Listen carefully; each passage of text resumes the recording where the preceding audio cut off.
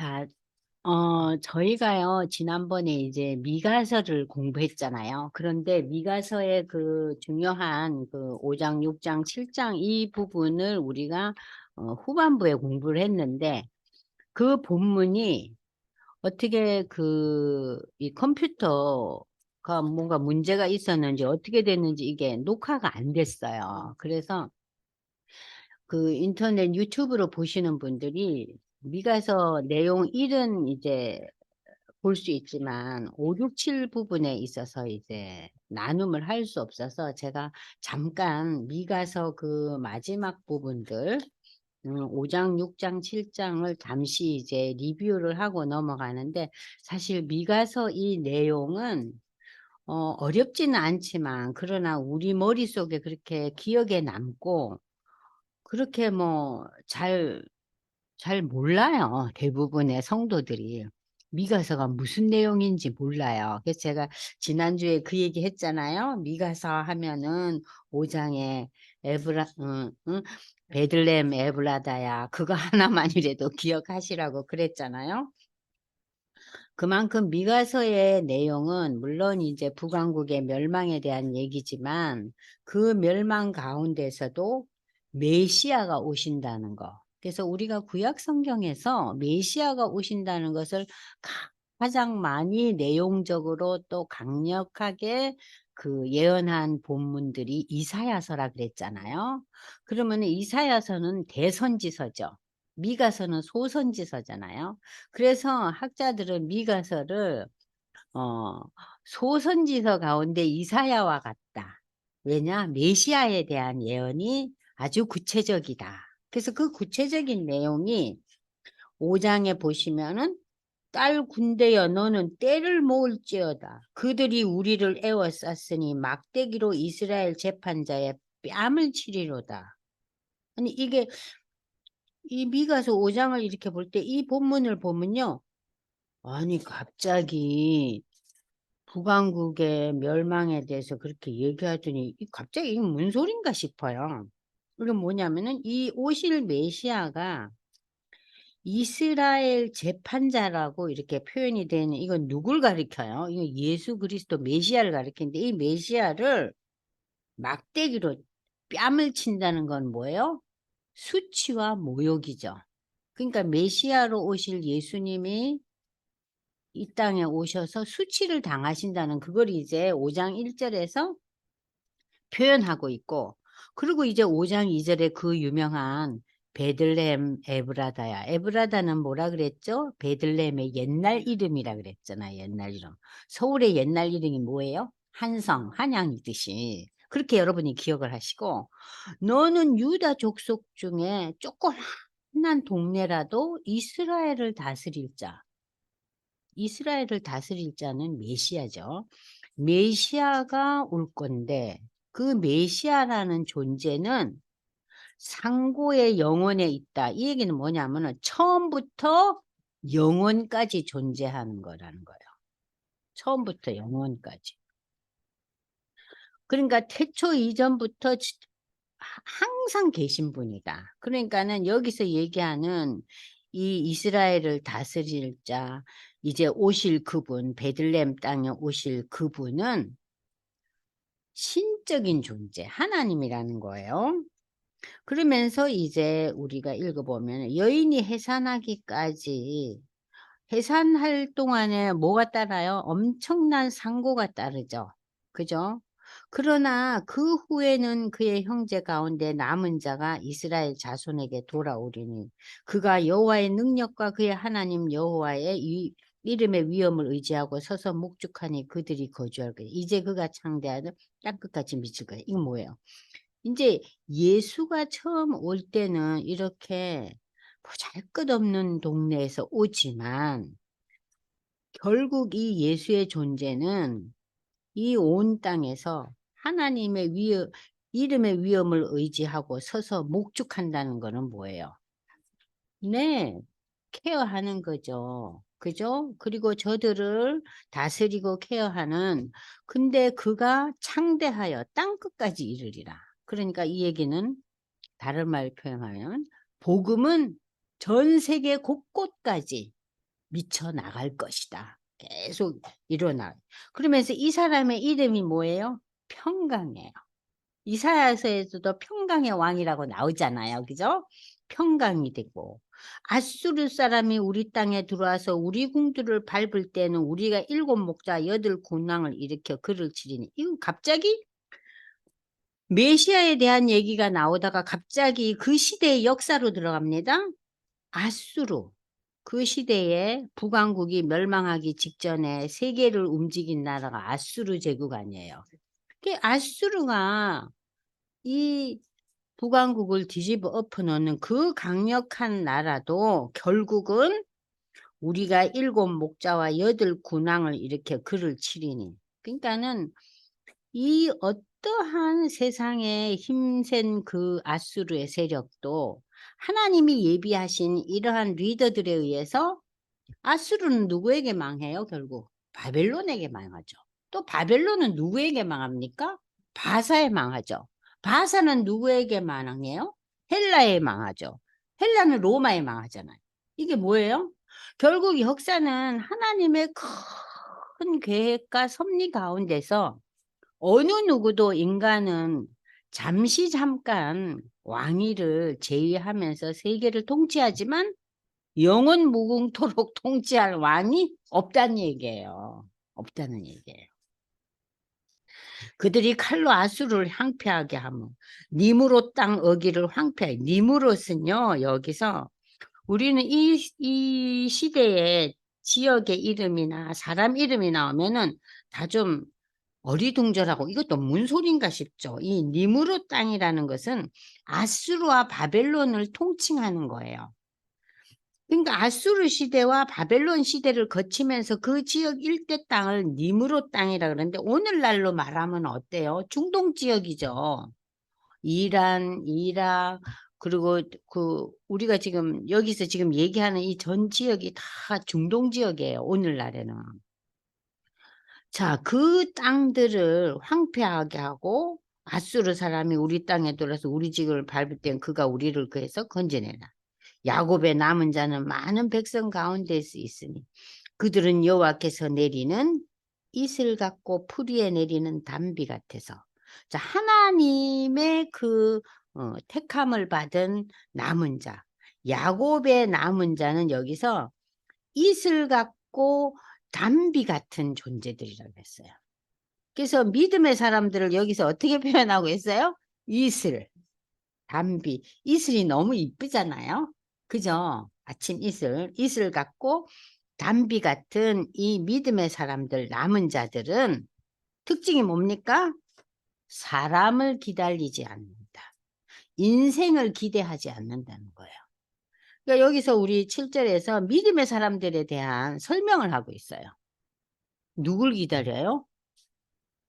네, 메시아를 기다리고 메시아의 통치와 섭리를 기대하고 소망하고 기다리는데 여기서 담비와 같은 사람들, 그런 사람들, 이슬과 같은 사람들 이렇게 표현하고 있어요. 그러면서 야곱의 남은 자는 여러 나라 가운데 많은 백성 가운데 있으리니 그들은 수풀의 짐승들의 사자 같고 양떼 중에 젊은 사자 같아서 만일 그가 지나간 적 밟고 찢으리 능히 구원할 자가 없으리라. 그러니까는 이 야곱의 남은 자들은 앞으로 지금은 비록 이 조그마한 땅덩어리 속에서 이 예언이 임했고 이 유다와 이스라엘 땅에서 이 하나님의 그 통치와 다스림과 이 모든 것이 펼쳐져 가고 있지만 종말에는 어때요? 엄청나게 넓은 지경으로 펼쳐갔을 거예요. 여러 나라의 많은 백성들. 그러니까는 이 여러 나라와 많은 백성은 신약 시대에 와서 시작되죠. 그죠? 그잖아요. 신약 시대에서 시작되고 그 신약의 그 전도자들의 그 발걸음을 통해서 복음이 펼쳐지면서 전 세계에 펼쳐진다는 걸 여기서 암시하고 있는 거예요. 자, 그러면서 이제 이 5장에서 이제 이 말씀은 13절 보세요. 내가 네가 새긴 우상과 주상을 너희 가운데서 다 멸절해 버릴 거래. 멸절해 버려. 너는 내 손으로 만든 것을 다시는 섬기잖아. 이게 뭐예요? 바알과 아세라죠. 그죠? 이 바알과 아세라. 응? 아왕 시대 때 그 이세벨 왕비가 들고 온 이 가나안의 토착신들. 자, 그래서 이 성읍들을 다 이제 멸할 것이고 또 진노와 분노로 순종하지 아니한 나라에 갚으리라. 그러면서 이제 6장에서 이 5장의 메시아에 대한 그 예언이 있고 전 세계가 이 메시아를 이제 바라보고 믿음의 사람들이 이제 온 세상에 이제 펼쳐져서 갈 것이고 이러한 그 아세라 목상, 바알신 섬긴 거 이러한 그 시대를 향해서 말씀을 주지만 오늘날에도 우리에게 주시는 말씀이에요. 오늘날 우리에게 주는 이 바알과 아세라를 내쳐라 하는 게 뭐예요? 바알과 아세라 목상의 그 신앙은 뭐예요? 잘 먹고 잘 사는 거예요. 네? 신들의 마음을 움직여서 우리 자녀들이 잘 되고 입시 경쟁에서 뛰어난 성적을 받고 어떻게 하면 사업에서 성공하고 입신양달 출세하느냐. 그러니까는 이 아세라 목상과 그 바알 신은요 풍요의 신들이에요. 풍요의 신들. 그러니까 그 시대의 풍요의 신들은 이 바알과 아세라였지만 오늘날에도 우리에게는 구체적으로 실존하고 있잖아요. 우리가 아무리 예수 신앙 고백해도 우리의 마음 한편에는 항상 그 부분이 남겨져 있잖아요. 근데 하나님께서 그거를 내려놓으라는 거예요. 이런 예언서들을 통해서. 내려놔줘요. 내일은 못 내려. 자, 그러면서 이제 6장에서 미가서 6장에서 앞으로 이제 1장에서 4장까지는 그 북왕국 이스라엘에 대한 멸망에 대한 예언이었고 5장은 메시아 예언이잖아요. 6장에서는 하나님께서 이 유대 백성들을 향해서 이제 여기 변론이라는 단어가 나오죠. 여러분들 변론이라는 단어는요. 요즘 말로 하면은 변호사가 변론을 한다 그 의미가 아닙니다. 여기서 변론은 고소와 고발을 의미해요. 그러니까 하나님께서 죄악에 대해서 이래서 되겠냐? 너희가 이런 백성이야. 너희 이러면 안 되지. 고소 고발을 의미하는 그런 의미예요. 이 변론이라는 단어보다는 이제 하나님께서 이 백성들을 향해서 고소 고발의 의미를 가지고 지금 말씀하고 계세요. 너희 산들과 땅의 견고한 지대들아 너희는 여호와의 변론. 하나님께서 너희를 고소하고 고발하는 이 내용을 귀 기울여 들어라. 그러면서 4절부터요. 유대의 역사를 얘기하고 있어요. 애굽에서 속량했잖아요. 그죠? 종살이에서. 그 다음에 또 저들이 모압 왕 발락과 발람에 대한 얘기를 제가 지난주에 민수기 22장에서 24장 읽으시면 자세하게 나온다 그랬어요. 여기에서 보면은 이 모압의 왕이 무슨 짓을 해요? 선지자 발람에게 뇌물을 줘가지고 이스라엘을 저주하라 그러잖아요. 응? 자, 이러한 그 상황 속에서 너희는 시딤에서부터 길갈까지의 일을 기억하라. 이 시딤과 길갈은 중요한 그 위치에 있어요. 시딤은 이스라엘 백성들이 요단강을 건너서 마지막 이제 진을 치고 요단강 건너 어디로 갑니까? 가나안으로 들어가기 직전에 마지막으로 자기네가 이제 여장을 푼 데예요. 진을 친 데고. 그러면 길갈은 어디냐? 길갈은 가나안에 들어가서 처음으로 진을 친 데예요. 그러니까 너희가 그 40년 동안의 그 고난 그리고 그 옛날 430년의 노예 생활 그걸 이제 정리하고 가나안으로 들어왔잖아요. 응? 그 모든 거 그것을 다 기억해봐라. 응? 그러면서 옛날의 역사의 얘기를 합니다. 그러면서 나 여호와가 공의롭고 행한 일을 알리라. 하나님의 공의롭게 행한 일이 뭐예요? 이스라엘 백성들이 반항하고 불순종할 때는 가차없이 거기에 대해서 고생의 떡을 먹이시죠. 예? 환난의 떡, 고생의 물을 먹이시잖아요. 그죠?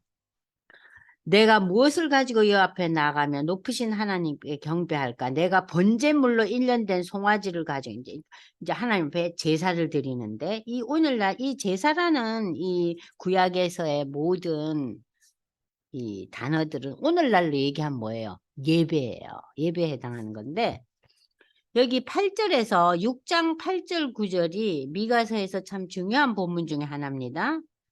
사람아, 네가 하나님 앞에 선한 것이 무엇임을 내게 보이셨나니 여호와께서 내게 구하시는 것은 오직 정의를 행하며 인자를 사랑하며 겸손하게 내 하나님과 함께 행하는 것이 아니냐. 여호와께서 성읍을 향하여 외쳐 부르시나니 지혜는 주의 이름을 경외함이니라. 너희는 매가 예비되었나니 그것을 정하시니가 누구인지 들을지니라. 자, 여기 매는 뭐예요? 하나님 심판이에요. 매는 다른 의미로 하나님의 심판이 되고 또 하나님의 공의예요. 그죠? 공의에 의해서 우리가 심판받잖아요. 그죠? 그러나 하나님의 사랑에 의해서 우리가 뭘 받아요? 구원을 얻잖아요. 그러니까 항상 하나님에 대해서 우리가 생각할 때 하나님은 긍휼하시고 자비로우시고 사랑의 하나님, 인자하신 오래 참으시는 하나님은 하나님의 사랑의 영역이지만 하나님은 그러나 심판하시는 하나님. 그야말로 꼴 못 보셔요. 우리가 하나님의 자녀답지 못한 상황에 벌어질 때 하나님께서는 뭐가 예비되어 있어요? 매가 예비되어 있다 이거예요. 자, 그러면서 우리가 하나님의 자녀가 된 우리의 삶에 대해서 너희도 정의를 행하며 인자를 사랑하며 겸손하게 하나님과 함께 행하라. 이것이 참 그 신앙을 가진 자로서의 삶의 그 내용을 이제 여기서 얘기하고 있죠. 그러면서 이제 쭉 여기 쭉 보면요. 16절에 보면 너희가 오므리의 율례 아합 집의 모든 예법을 지키고 그들의 전통을 따르다. 제가 오므리가 누구라 그랬어요? 아합 왕의 아버지라 그랬잖아요. 그럼 이 아합 왕의 아버지도 굉장히 정치적으로는 똑똑한 사람이었어요. 사마리아 수도를 이제 세우고 성을 세우고 그 당시에 나라를 부강하게 만든 능력 있는 왕이었어요.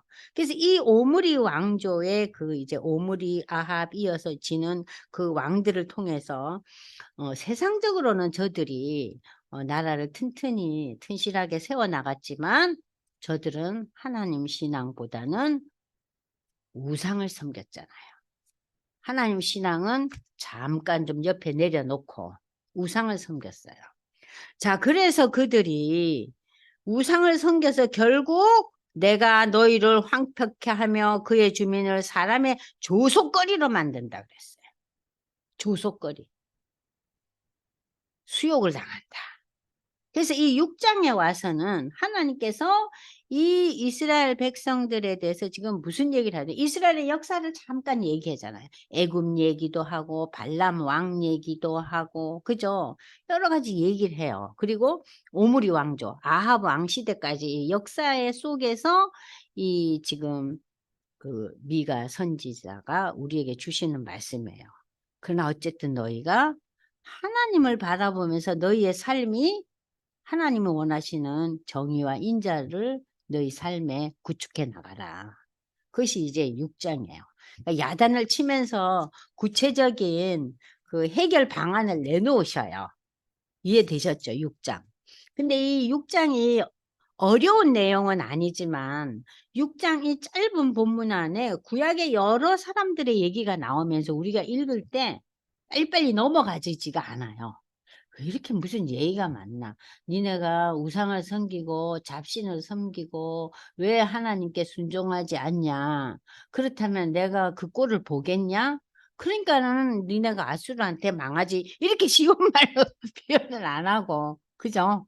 역사의 현장을 이렇게 쭉 얘기하고 계세요.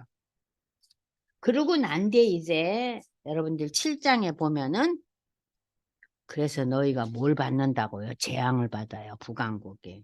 그래서 야, 너희는 여름 과일. 여러분들 우리가 수박 먹을 때요. 7월, 8월이 참 맛있잖아요. 그러나 8월 말이나 9월 달 되면 이제 어때요? 물이 가는 거예요. 요즘 뭐 사시장철 하우스에서 우리가 재배해 먹지만, 자, 자연적인 상황에서는 이제 이 한계가 오는 거예요. 자기 날이 간 거예요. 그러니까 북왕국의 날이 지금 이제 9월 달 수박 같다 이거예요. 아시겠어요? 자, 그들이 선할지라도 그들은 하나님 앞에 바로 서지 못했기 때문에 이제 형벌의 날이 왔다는 거예요. 그래서 이 날에 그들은 얼마나 도덕적으로 윤리적으로 땅에 무너졌냐 하면은 아들이 아버지를 멸시하고 어머니를 대적하고 며느리가 시어머니를 대적하고 이렇게 온 집안 사람들도 왼수같이 되는 거예요. 이게 뭐예요? 극도의 이기적인 사람들이 자기 이익만 찾는, 그러니까 뭐 도덕과 윤리가 무너진 사회라요. 그러나 나는 여호와를 우르르며 나의 구원하시는 하나님을 바라보니 나의 하나님이 나에게 길을 기우실시다. 내 대적이 나로 말미암아 기뻐하지 말지어다. 나는 엎드러질지라도 일어나고 어두운 데 앉아 있을지라도 여호와 하나님께서 나의 빛이 될 것이다. 내가 하나님께 범죄하였으니 그의 진노를 당하려니나 그러나 결국에는 하나님께서 나를 위해서 논쟁하시고 야단치시고 달래시고 심판하시며 주께서 나를 인도하사 광명에 이르게 하시니 내가 그의 공의를 보리로다. 자, 그러면서 이제 11절 보세요. 내 성벽을 건축하는 날 곧 그날에는 지경이 넓어진다. 그러니까 이건 이제 앞으로 미래를 말하는 거예요. 유대가 망하잖아요. 그죠? 자, 아수르에게 북왕국이 망하고 바벨론에게 유대 왕국이 망하잖아요. 그러면서 이 예루살렘 성벽이 다 무너지고 성전이 불타고 그것을 이제 느헤미야가 나중에 성벽을 다시 개축하죠. 기억나시잖아요. 그죠? 그리고 이제 이 성전을 그 스룹바벨 시대에 와서 이제 성전을 다시 재건하잖아요. 그들이 바벨론에서 돌아와서 그날에 지경이 넓혀질 것이다. 무너진 성벽이 수축되고. 자, 그래서 그날에 아수르에서 애굽 성읍까지 애굽에서 이 온 이방 나라에서 사람들이 내게로 돌아올 것이나 그 땅은 그들의 행위로 말미암아 황폐할 것이다. 그러니까 애굽, 아수르 지역, 그러니까 지금으로 말하면은 이집트와 지금의 중동 지역은 그들 주민의 행위, 뭐예요? 우상 잡신을 섬긴 그들의 행위로 말미암아 결국은 그 땅이 어떻게 된다고요? 황폐해요. 자, 그러나 주의 지팡이로 주의 백성 갈멜 속 살림에 홀로 거주하는 주의 기업의 양떼를 먹이시고 그들을 옛날같이 바산과 길르앗은 뭐라 그랬어요? 바산은 아주 풀이 많아서 양떼가 여기에서 키운 양떼들, 소떼들은요, 그냥 살이 토실토실 쪄서 바산의 암소라 그러잖아요. 그리고 이 길르앗은요, 아주 풍성한 과일이 많은 지역이에요. 응? 그들을 옛날같이 풍성하게 먹이게 합소서. 자, 그러면서 애굽 땅에서 너희들이 그 옛날 출애굽할 때처럼 너희들에게 앞으로 이적을 보이리라. 이적을 보이리라. 그러니까 여러분들이 이런 구약의 이제 이 예언서들을 보실 때는 이 미가서뿐만 아니라 모든 예언서를 보면 구약의 역사를 좀 제대로 파악하셔야만이 이 모든 게 이해가 돼요. 아, 너희들이 애굽 땅에서 나온 이적. 맞아, 맞아. 10가지 이적도 있었고, 그지 이적만 있었나요? 그죠? 아, 모세가 손을 드니까 어떻게 됐어요? 바다가 갈라지고. 그죠? 그리고 하늘에서 고기 먹고 싶다니까 뭐가 떨어져요? 메추리기가 떨어지고. 아침에 눈 뜨니까는 만나가 나오고. 엄청난 이적을 경험했잖아요, 저들이. 그러면서도 저들이 그 당장 일신상의 그 성취를 위해서 하나님의 놀라운 역사들을 잊어버려요. 그러니까 우리가 누린 거는 잘 잊어버려요. 고생한 거는 기억하고. 그죠? 자, 그러면서 이제 이 말씀에, 그 미가서의 말씀에 이제 결론이 나옵니다. 여호와께로 돌아와서 주로 말미암아 두려워할 것이다. 그 지역의 모든 백성들도. 주와 같은 신이 어디 있으리까? 주께서는 죄악과 그 기업에 남은 자와 허물을 용서하시고 인애를 기뻐하심으로 진노를 오래 품지 아니하시나이다. 다시금 우리를 불쌍히 여기시고 우리의 죄악을 발로 밟으시고 우리의 모든 죄를 깊은 바다에 던지시리로다. 그러니까 하나님은 심판하시고 우리를 공의로 다스리지만 다시 우리를 돌아오시게 하는 것은 하나님의 긍휼과 사랑이라는 얘기예요.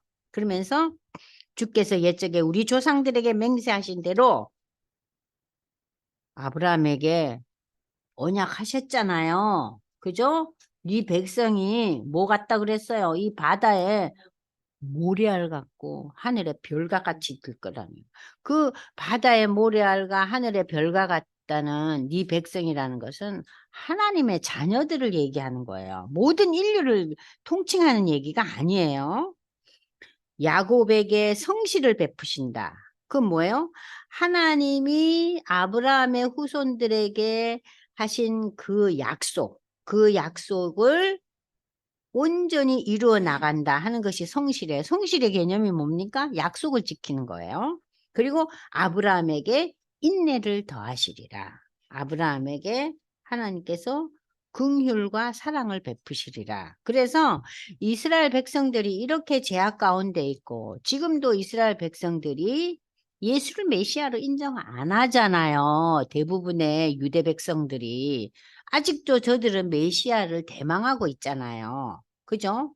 그럼에도 불구하고 하나님께서 이스라엘 백성을 사랑하셔서 여러분들 로마서 9장에서 11장 얘기가 뭡니까? 유대인들이 예수를 메시아로 받아들이고 찬양할 때 예수님이 오시잖아요. 그러니까는 역사의 모든 키가 누구에게 지금 달려 있어요? 유대인에게 달려 있어요. 그래서 유대 백성들이 택한 백성이에요. 비록 저들이 지금은 예수를 거부하지만 종말에는 유대인들이 예수를 받아들일 때 오신다는 거예요. 근데 하나님의 신비는 이 유대인들이 예수를 받아들일 때까지 누구를 받아들이게끔 해줘요? 이방인들이. 이방인들에게 뭘 주셨어요? 하나님의 자녀가 되는 기회를 주시고 시간을 주신 거예요. 그게 하나님의 신비라는 거예요. 그러니까 하나님은 유대 백성을 택한 백성이지만 유대 백성들의 회개와 메시아로 예수를 인정하기까지 그 사이에 누구를 구원시켜요? 이방인들을 구원시켜요. 이방인들. 이걸 가리켜서 하나님이 신비예요. 그게 로마서 9장, 10장, 11장이 다 그 내용 아니에요. 자, 그래서 이 미가서가 마지막으로 무슨 얘기로 마무리가 됩니까? 하나님께서 유대인들을 통해서 결국 구원을 이루어 나가신다는 결론을 내려주셨어요. 아시겠죠? 성실과 인애로. 성실은 뭐라 그랬어요? 약속을 지키시는 하나님. 약속을 지키시는 하나님. 그죠? 자, 그래서 우리는 이 미가서는 그 5장에 나타난 메시아에 대한 예언이 아주 중요하다 그랬죠? 그래서 이 북왕국에 대한 멸망을 얘기하면서 갑자기 5장에 메시아에 대한 예언이 나오고 그리고 이제 이 7장 마무리에 하나님께서 그러나 결국 유대인들에게 하나님이 그 약속을 지키실 거라는 거예요. 자, 그러면서 이 미가서의 그 요점과 적용을 보시면은 자, 이 남은 자를 통해서 결국은 적대 세력도 그 남은 자에 들어가고 이방인 물론 들어가고 적대 세력도 들어가고 마지막에 유대인이 이제 이 남은 자의 부류에 다 합쳐져서 이제 종말이 올 거라는 그런 얘기겠죠. 자, 그리고 이제 미가서 예언서에서 또 한 중요한 얘기가 6장 8절이라 그랬잖아요. 그래서 우리에게 하나님이 원하시는 거는 우리의 신앙 고백에 이어져서 우리의 삶이 어떻게 되기를 원해요? 정의를 행하고 인자를 사랑하며 겸손하게 하나님과 함께 사는 거. 그걸 하나님은 원하는 거예요. 그러니까는 우리의 신앙 고백이 그러나 먼저예요. 성령의 인도하심으로 우리가 신앙을 고백해요. 그리고 신앙을 고백하고 난 뒤에 일어나는 게 뭐예요? 성령의 도우심으로 우리의 삶이 내 중심에서 이웃을 바라보는 눈이 생기는 거예요. 그러니까는 우리가 좀 더 넓어지는 거죠. 그죠? 넓어지는 거예요. 그리고 우리가 이 세상의 그 가치와 세상의 평가에만 우리의 마음이 흔들리고 거기에 좌절하고 거기에 또 빠져갖고 오만해지기도 하지만 하나님을 만나고부터 그러한 마음들이 점점 삭감되는 거죠. 어떠세요? 많이 삭감되고 있어요? 어떠세요, 장권사님? 됐다 안 됐다 그러는데. 그래도 예전에는 그거 자체가 없었잖아요. 우리가 그러한 욕심을 갖고 또 이렇게 돼야 된다, 이래야 되지 않나 하는 것을 마치 인간이 가진 본능적인, 그러니까 이 세상에서 우리가 잘 살기 위한 하나의 방안이고 그게 왜 나빠? 내가 열심히 사는 삶의 방법인데 이렇게 생각했잖아요. 그런데 신앙의 눈으로 봤을 때, 영적인 눈으로 봤을 때 그것은 하나님 앞에 교만한 거라는 거예요. 네가 네 힘을 다해서 무엇을 이루어? 인간은 내 힘을 다해서 무엇을 이룰 수 있는 존재가 아니잖아요. 왜냐하면 하나님께서 다 막아 놓으셨어요.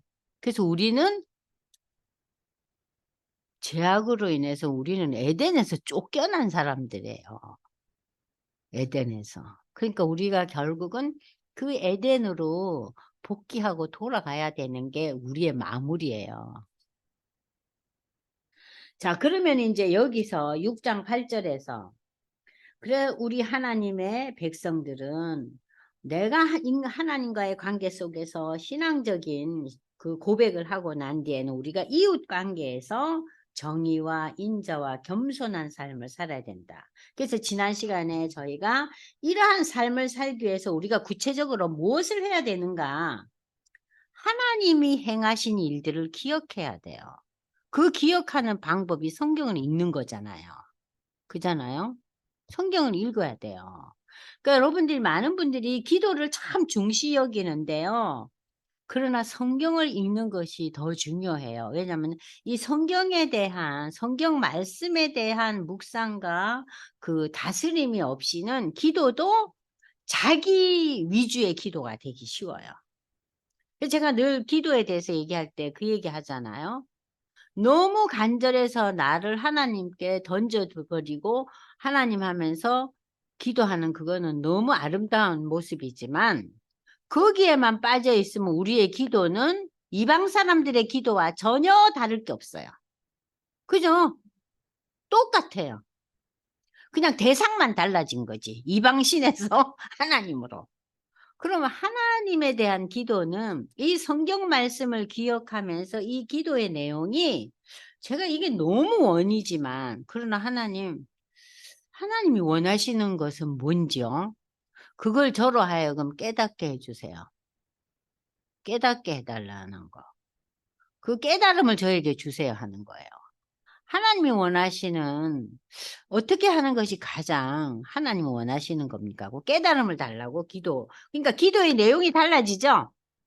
그 다음에 또 기도의 내용이 어떻게 달라지느냐? 아, 그렇구나.